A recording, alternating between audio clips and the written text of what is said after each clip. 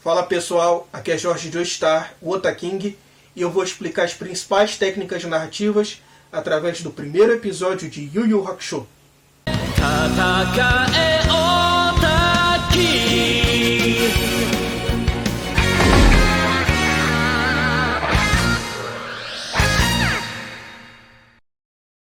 Yu Yu Hakusho conta a história de Yusuke Urameshi, um detetive sobrenatural. Porém, o que ele faz se destacar entre os shonens de luta é o seu primeiro episódio totalmente inesquecível. Porque, porra, ele começa morto no começo do episódio. E cara, isso te pega de surpresa, não importa a época que tu viu. Se foi na Manchete, se foi na Cartoon, se foi anos depois, porque é um começo muito diferente. E sabe, eu vi esse episódio na época da Manchete e eu fiquei muito comovido com o final do episódio e sempre fiquei me perguntando: pô, como é que eu me simpatizei tanto com o Yusuke em tão pouco tempo, em 20 minutos? Não faria sentido eu sentir aquela vontade de chorar? O que me envolveu? Se foi esse começo diferente? Se foi o final? Quais foram as cenas chaves que me pegaram aqui e ali? E foi isso, e várias outras cenas, vários outros episódios, várias outras séries, que me fizeram ter vontade de estudar como o roteiro funciona, como personagens se comportam dentro de uma história. E o primeiro Yu Yu Hakusho é um excelente exemplo disso. A escrita ocidental consiste principalmente na técnica dos 3 atos: começo, meio e fim. É meio bobo, eu sei. Ou como eu prefiro chamar, preparação do conflito, confronto e resolução. Por exemplo, você pega o quadrinho ou filme Turma da Mônica Laços. A preparação do conflito é o sumiço do Floquinho, o confronto são todos os problemas que a turminha enfrenta, e a resolução é o resgate e como seguiu a vida daquelas crianças daí pra frente, ou seja, o epílogo. E também temos a jornada do herói, que é um ciclo em que a pessoa sai do mundo comum, recusa a aventura, aceita a aventura, conhece o mestre, passa por aprovações, ressuscita, vence o desafio final e volta para o mundo comum com o Elixir. Esse tipo de narrativa foi percebido através das histórias e mitos de vários povos de vários lugares do mundo, como por exemplo a Grécia Antiga. Mas tá, e o que isso tem a ver com Yu Yu Hakusho? Antes de eu chegar lá, eu quero falar desse cara daqui, Hirohiko Araki. Em 2015, ele lançou o livro A Técnica de Mangá de Hirohiko Araki, em que basicamente ele apresentou para nós, ocidentais, uma técnica muito conhecida no Oriente, que é o Kishotenketsu, que é um nome muito bom, parece uma técnica de espada do Keiichi Himura. Kishotenketsu é basicamente isso. Ki é a introdução, o contexto, onde os personagens geralmente vão ser apresentados. Sho é o desenvolvimento, é onde vai ser apresentado o problema. Ten é o plot twist, o clímax, é a parte que eu considero principal nessa técnica. E o Ketsu, que é a finalização, ou como o próprio Araki diz, uma espécie de final feliz. Vocês vão entender essa aspa depois. Então, como é que o Kishotenketsu funciona no primeiro episódio de Yu Yu Hakusho? O Ki, ou seja, a introdução, onde o personagem é um contexto apresentado, é logo as primeiras páginas, que mostra que o Yusuke está morto. E que mangá você conhece que o personagem principal já começa morto? O Sho, ou seja, o desenvolvimento, é a parte que o autor volta um pouco a narrativa e mostra a vida do Yusuke. E é nessa parte que você vai começar a gostar do personagem. A principal forma de fazer uma pessoa gostar do personagem é: ele é engraçado, ele sofre injustiças, ele é forte e ele é esperto ou malandro. E isso tudo é muito bem apresentado durante o show. Por exemplo, a primeira cena, o Yusuke está lá no terraço, tirando uma onda, matando aula, e a Keiko vai lá falar com ele. E ele vai lá, dá uma de malandro, dá uma de engraçadão, vê a calcinha dela, faz uma piada com a calcinha e mete o pé. Na cena seguinte, as amigas da Keiko perguntam por que ela está ajudando aquele cara. O Yusuke tem uma má fama. O Yusuke é conhecido por ser um líder de gangue, de bater em todo mundo da região, de ser um cara mau.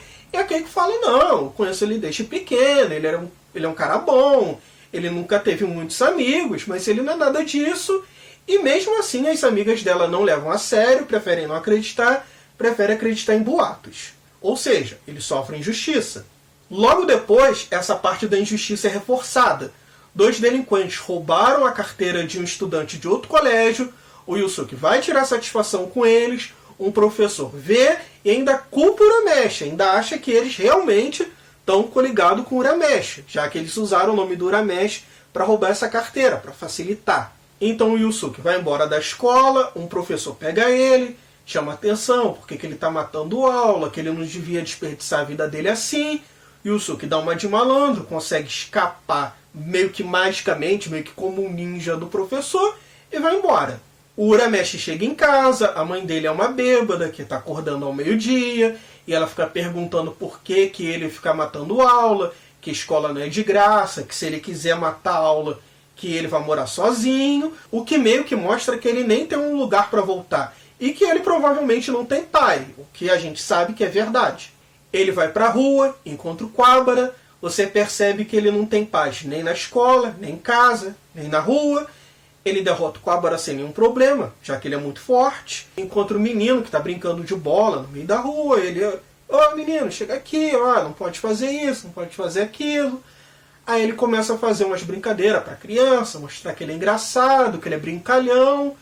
E você vê que, pô, por mais que o Yusuke não tenha habilidades sociais, ele ainda é um bom rapaz, ele é um bom menino. Não importa que ele brigue, não importa que ele tenha fama de mal, ele tem um bom coração, ele sabe lidar com crianças. A criança não tem aquele olhar preconceituoso dos mais velhos. E é aí que o autor mata ele, durante um ato heróico. Logo depois você vê que o Yusuke ainda tem jeito. Logo depois do Yusuke completar todo o ciclo de simpatia. Afinal, ele foi engraçado, ele sofreu injustiças, ele foi forte e ele foi esperto. E é aí que a gente chega no tem, o plot twist, o clímax. Apesar dele ter morrido fazendo um ato heróico, ele morreu em vão. E graças a isso, ele tem a chance de ressuscitar. Só que ele não quer. Percebe que aí tem 3 plot twists? Para começar, ele morreu em vão, o menino iria sobreviver. Segundo, ele pode ressuscitar, o que é uma coisa raríssima. Terceiro, ele não quer. Ah, morri, foda-se, ninguém liga pra mim mesmo, ninguém gosta de mim na escola, eu não sou bem aceito em casa, só arrumo confusão. Ou pelo menos não morri à toa. Mas ele descobre sim que morreu à toa. Porém, ele ainda pode assistir o próprio funeral, que é onde vai acontecer outras reviravoltas. Primeiro, a Keiko está chorando, não é nenhuma surpresa, afinal, ela provavelmente é a única pessoa que se importava com ele. Logo em seguida, a gente tem uma cena muito impactante, que até virou meme, do Kuwabara entrando, puto, no funeral. Porra, Yusuke, tu morreu, tu fugiu, volta aqui que eu quero te matar, eu que devia te matar, vem aqui, vem cá que eu vou te meter a porrada. Tem o professor que pediu para ele não matar a aula, recriminando aquele professor que cometeu uma injustiça com ele. Tem a mãe do Urameshi chorando num canto, porque por mais que ela seja desnaturada, por mais que ela seja uma bêbada, por mais que ela seja uma preguiçosa, ela é mãe, é claro que ela vai sentir falta do filho. E tem a porrada final, que é o menino que o Urameshi, indo com a mãe no enterro, orando, e na hora de ir embora falando que tem vontade de, quando o Yusuke acordar, agradecer ele e poderem brincar junto mais uma vez. A mãe do menino, claro, que tem um entendimento melhor, abraça ele, começa a chorar. Porra, é uma cena super impactante, pega todo mundo de surpresa, e o Yusuke repensa e aceita fazer esse teste para poder ressuscitar ou não. Sendo esse o Ketsu, a finalização, ou o final feliz. Percebe por que eu falei que o Ten é a parte mais importante? Você começa a saber que o Yusuke morreu em vão, que ele pode ressuscitar, que ele não quer, que as pessoas se importam muito com ele e que o autor ainda te dá um golpe final com o moleque que, porra, tu vai querer chorar ou tu pelo menos vai querer que o Yusuke ressuscite, né? Que, porra, vai lá, cara, faz esse teste aí, tem uma segunda chance, você merece. O Ketsu, que é a finalização, ou final feliz, ou vitória, eu coloquei muito entre aspas justamente por conta desse primeiro episódio. Não é bem um final feliz, não é nem sequer uma vitória, mas ele tem uma segunda chance. Então, vamos ver, bora acompanhar, bora ver ou ler o segundo episódio.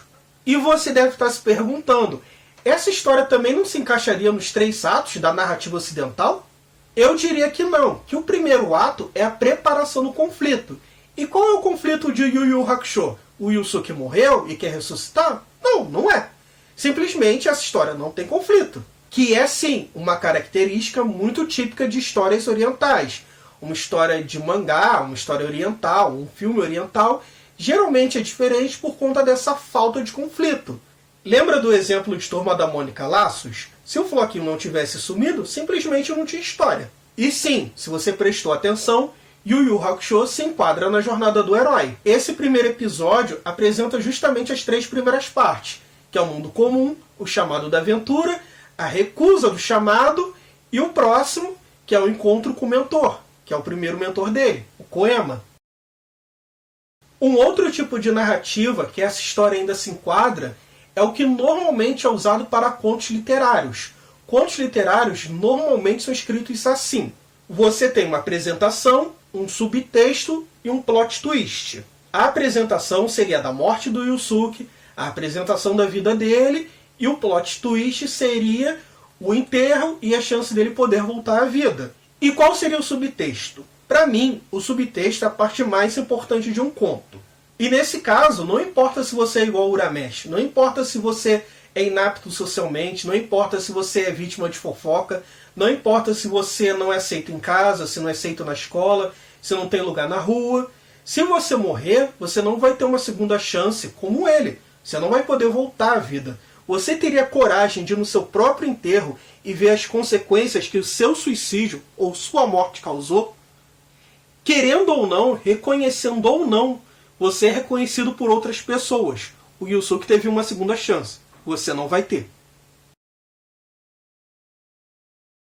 Ah, sim, esqueci de colocar isso no vídeo. O garoto que o Yusuke salva é uma referência ao Oliver Tsubasa, ou Tsubasa Ozora, que é o protagonista dos Super Campeões. Caso você não lembre do primeiro episódio, o Tsubasa está brincando na rua com uma bola, vem um carro, vai atropelar ele, só que o para-choque bate na bola, joga o Tsubasa para o meio-fio e ele não sofre nenhum arranhão. É daí que começa aquela bobagem que a bola é amiga dele. É uma referência que o Togashi usou, apesar de ter levado um puxão de orelha do editor, porque o autor do Tsubasa não gosta de brincadeirinhas, ele é muito infantil, por assim dizer, e, bem, passou desapercebido na época. Será que os dois mangás se passam no mesmo universo? Deixa aí nos comentários. Falou!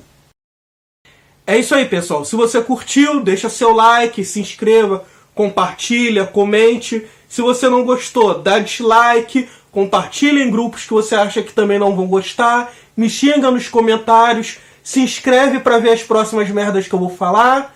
E é isso aí. Falou!